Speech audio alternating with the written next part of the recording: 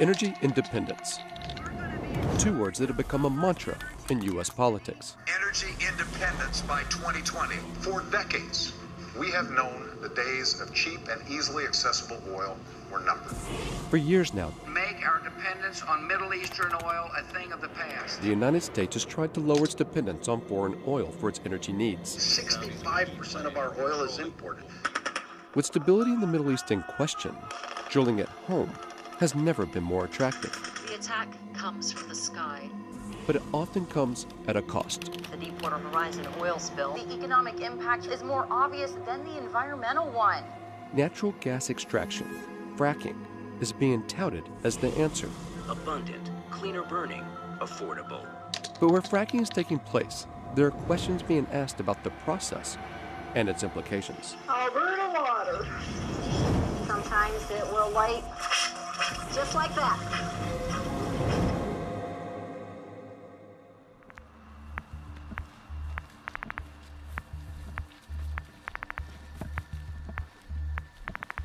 People have been aware for decades that the rock formation known as the Marcellus Shale has natural gas trapped inside it.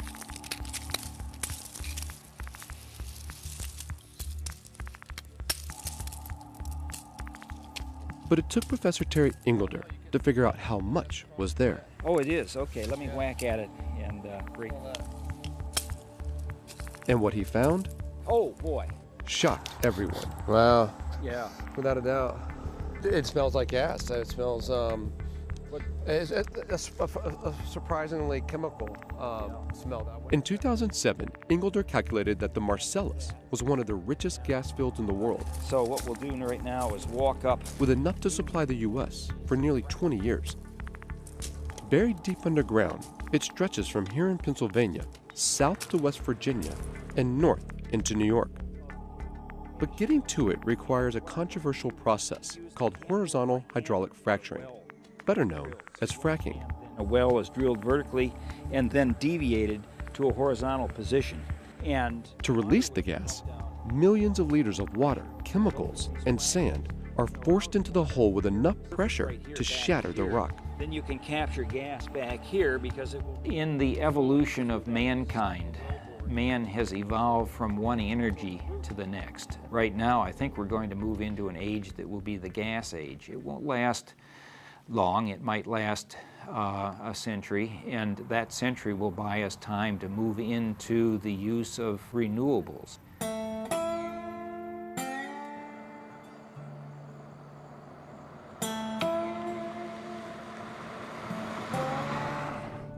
Not long after Ingolder's discovery, agents contracted by natural gas companies spread across the Pennsylvania countryside, buying leases from landowners. When they were drilling, if you went down the road here a little piece and looked up the valley, you could see the drilling rig and stuff, but you can't from here. Dairy farmer Leroy Druschel was one of those who signed on the dotted line. From up at the grid. For his family farm, the money came just in time. In 2009, the U.S. economy was in recession. Milk prices had taken a record drop, and his livelihood was at risk. You know, we weren't making nothing. We had to fall back on savings, but we had lease money when we signed the farm up for leasing for the ground. And then right after that, there were some pipelines come in. We got pipeline money, and a combination of those two things from the gas companies, that's what held this farm, you know, made it survive. Otherwise, I think we had been out of business right now. There are already about 5,000 shale gas wells in the state, and Ingolder anticipates another 95,000 to come. Many people in Pennsylvania, like Leroy, have benefited financially from the boom. But there are also plenty of people here who wish that gas had never come to the state. Down the road from Leroy's farm is the Woodlands, a small community of lower-income housing and trailer homes. I don't drink my water. I don't bathe in my water. I don't use my water for anything. In 2010, the gas company Rex Energy started drilling in this area, sinking more than 15 wells. Then, in January 2011, Janet McIntyre says something changed in her water overnight. When did you notice a change in your water? We were sick. My family becomes sick. We were projectile vomiting, diarrhea, my husband got up in the middle of the night and I asked him to give me a drink of water. And he come out to the kitchen and turned on the spigot and nothing come out but foam, purple foam. Chloromethane, acetone, trichlorophene, you know what I mean? It's basically got the same stuff in it.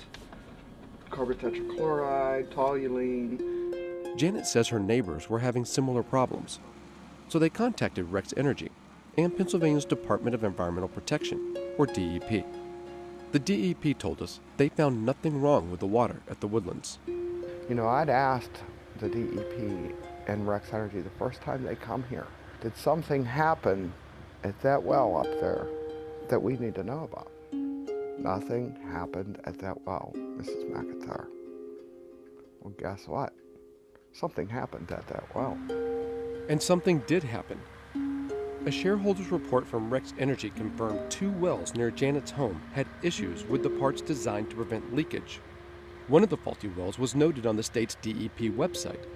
But for the second well, the problems were not made public. Rex Energy says the issues were fixed. I was so angry because I wasn't getting water. I just kind of like flipped it off to the side. So truly, when I ask, did something happen at that well up there? Were they lying or covering up? They were told, well, all the operations are to the south. Concerned by the stories coming out of the Woodlands, Dr. John Stoltz, a biologist, began studying the water there. Pre-testing around well sites is not standardized, and often the results are not shared with homeowners. If you want to build a road, or if you want to build a department store or a mall, you have to do an environmental impact study. You have to have this all this information. You have to have remediation strategies and this, that, the other thing. If you're disturbing a wetland, you have to restore a wetland somewhere else. This industry is exempt from it. Through aggressive lobbying, the gas industry has secured exemptions from a host of U.S. federal environmental laws and regulations. For instance, the Safe Drinking Water Act. This permits them to inject known carcinogens and toxins into the ground. Public disclosure of certain fracking chemicals is strictly voluntary in most states. Publicly, the industry maintains that cementing and well casings are safe, even though their own studies prove that's not always the case. Right now, everything is guilt by association.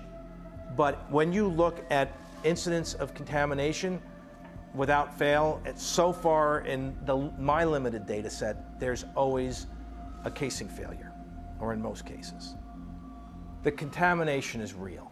There are problems. This is forced upon us. You know, we're forced to go without water or to drink what we have. Every day, I wake up thinking about water. Water's for coffee. Think about water, water, water, water. For Christ's sake, I go to bed thinking about water. You know, and how much water I'm gonna have the next day. And no matter what, the gas company's right. The DEP sides with them, and we have to live with that. The data that we have, in my opinion, conclusively shows that oil and gas activities have not impacted the water supplies there. The DEP insists that there is nothing wrong with the water in the Woodlands. I know the folks disagree with the department's determination, but we have to make our decisions based on science, based on the test results that we have. But new evidence challenges that. In September 2012, a division director within the DEP testified that the agency created incomplete lab reports in cases of suspected fracking contamination in the state, including in the Woodlands. The DEP responded, saying further testing wasn't necessary. The Woodlands story isn't isolated.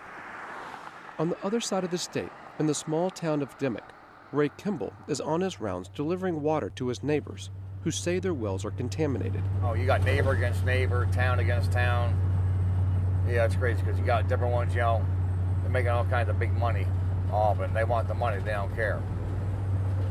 After Cabot Oil and Gas started drilling in and around the town in 2008, the well water in many people's homes went bad. water treatment solution as inadequate, some families still provide for themselves. Yeah, it's got to get here somehow. Nobody else is going to do it. Nobody else cares what happens down here. Yeah, they've all turned their backs on Dimmock, you know. Like most of his neighbors, Ray accepted an out-of-court settlement with Cabot. Today, he's delivering water to Scott Ely, one of the few Dimmock residents who has refused to settle. My 9 acres weren't stopping them at all. They said, well, we're just going to take your gas anyhow. So I ended up signing, and then I ended up going to work for them. Cabot installed a well pad on his family's property in 2008. We have 2 wells here. One's a horizontal, one's a vertical. And then you got your brine tanks here. It's nothing but soil that's going to keep them from leaching out. But while working for the company, he said he became uncomfortable with what he saw on the drill sites and turned whistleblower. We had a unit over there catch on fire. It literally was on fire. And then we had a failure on this well here where they couldn't shut it down. The valve totally washed out. How common were spills? Quite frequent. I mean, the time I was with them, we had three major diesel fuel spills. I'm talking over 1,000 gallons of diesel fuel on the ground. I mean, it's just constant all the time. We were having issues. You know, lines would blow. In 2009, an employee at the DEP took video of one of Cabot's leaky gas wells in Dimmock, evidence of its poor drilling procedures contaminating nearby water wells. Cabot denied it, blaming naturally occurring methane. I mean, when they have something go wrong, it's a catastrophe. So, after notifying Cabot of multiple incidents, including drug use by other workers, Scott says the company told him not to come to work. But even at home, Scott couldn't escape the repercussions of Cabot's drilling activities. He noticed that the water coming out of his drinking well had gone bad. My name is Scott Ely, and EPA says my water is fine to drink. It's not normal water. Yeah. The water we used to drink used to be nice and clear. That's not. It's really not nice and clear. My family was sick.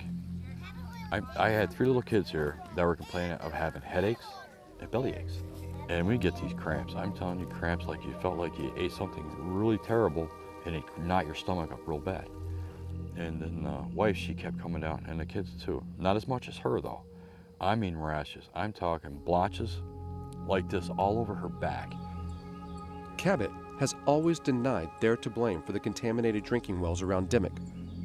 But in 2009, the state of Pennsylvania determined that Cabot's drilling had caused contamination in Scott's well, as well as more than a dozen other wells in the area.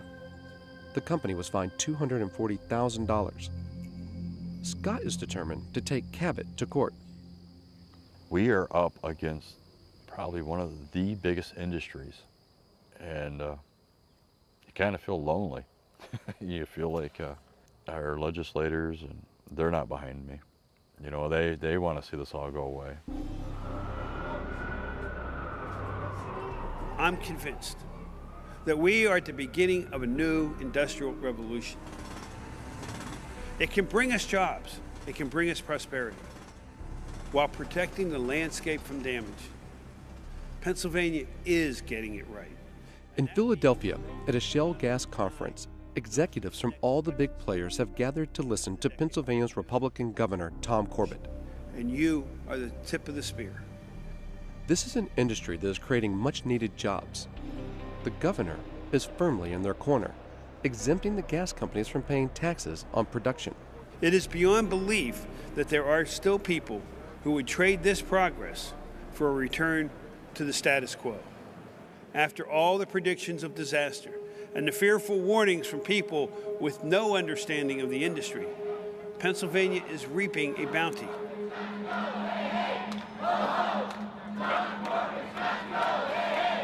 Outside the conference, protesters are angry at a governor who received over $1 million from the oil and gas industry for his 2010 election campaign.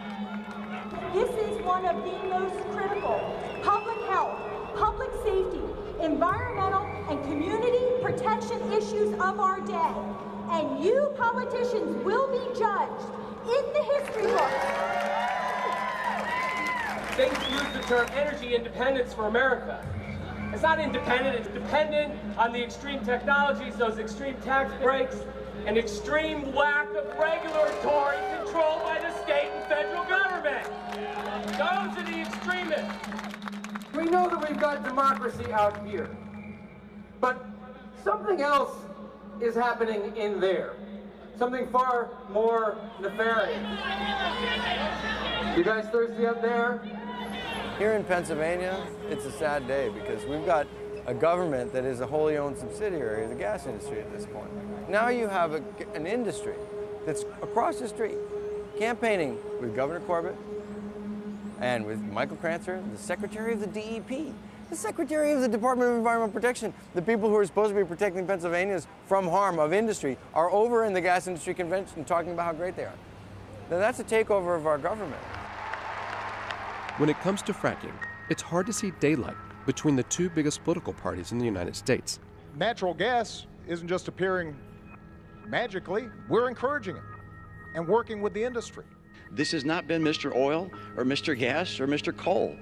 I'll get America and North America energy independent. I'll do it by more drilling, more permits and licenses. We've got potentially 600,000 jobs and 100 years worth of energy right beneath our feet with natural gas. And we can do it in an environmentally sound way. Both Republicans and Democrats say fracking is needed until cleaner energy like wind and solar becomes cost efficient. Using shale gas as a so-called bridge fuel is foolish nonsense. It's not a transition, it's a walk the plank. We got about 30 years to drastically decrease the use of all fossil fuels. And what the gas industry wants us to believe is we ought to speed up the use of one fossil fuel, accelerate towards that wall, and then put the brakes on at the last minute. Sorry, that doesn't work for me. For decades, Professor Tony Ingraffia did research and development for the oil and gas industry. But in 2011, he and a colleague published a study which found that natural gas produced from unconventional sources like shale actually emits more greenhouse gases than coal. The industry hit back, launching an online campaign to discredit him and his study. The group was called America's Natural Gas Alliance. How many times have we seen a science question be manhandled by the industry that's the culprit? And they produce pseudoscience to cast doubt on what's coming out in peer reviews. The average person on the street is going to say, well, ANGA, the American National Gas Alliance, said people at Cornell are wrong. Well, maybe they are. End of story. We just killed science. America's Natural Gas Alliance is not the only group to have attacked Ingraffia's study.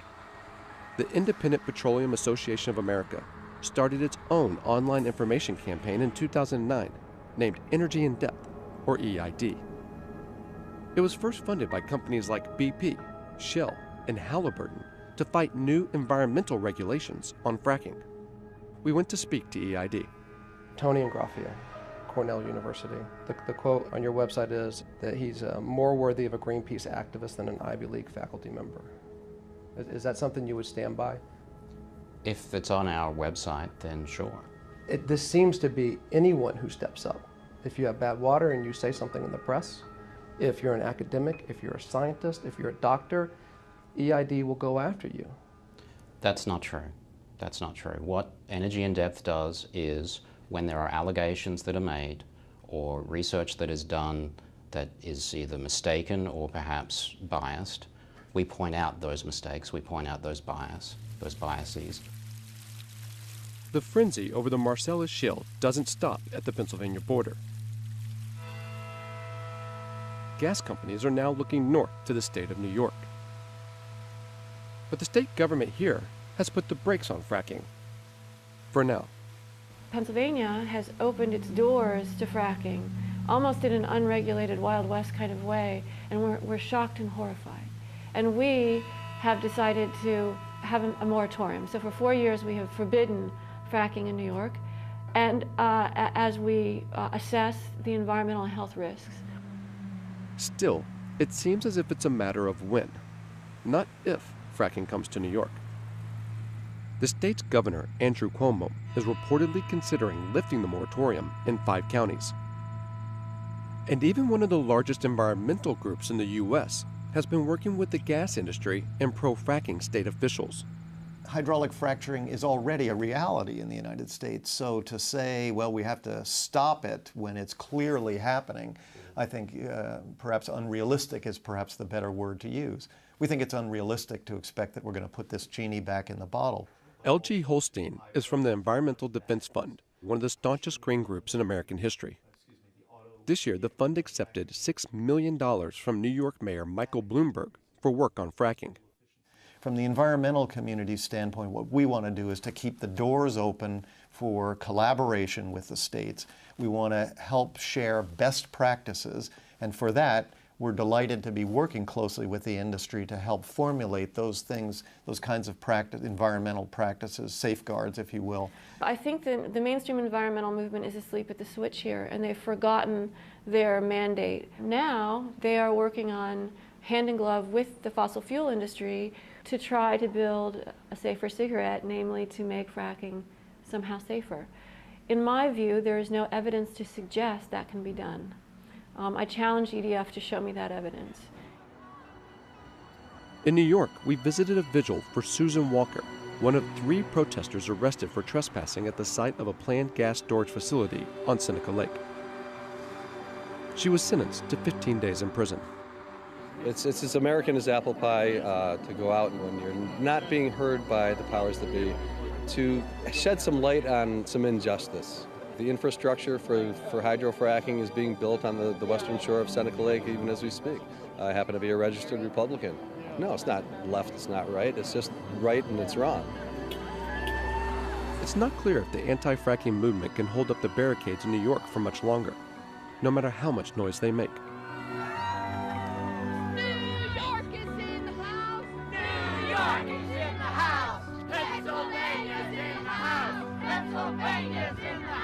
Fracking is being presented by the energy industry and by many politicians as a simple, stark choice. One of those choices is these 2 wars that have been fought to maintain a certain stability in the Middle East so that petroleum can continue to flow, or domestic production at the sacrifice of people around Demick who have themselves felt put upon. But the very concept of energy independence, in a world where the market is global and where energy is both bought and sold by the United States, is misleading. It's a useful catchphrase and a political slogan that allows both the industry and politicians to avoid making real and expensive decisions and take a leading role in moving beyond fossil fuels. There are moments in history when our political leaders decide it's time to rise up and be the leader for a grassroots movement. We're still blasting fossilized animals and plants out of the ground and lighting them on fire. It's a Neanderthal, 19th century, brutal, destructive, toxic process, and it's killing us and it's killing the planet.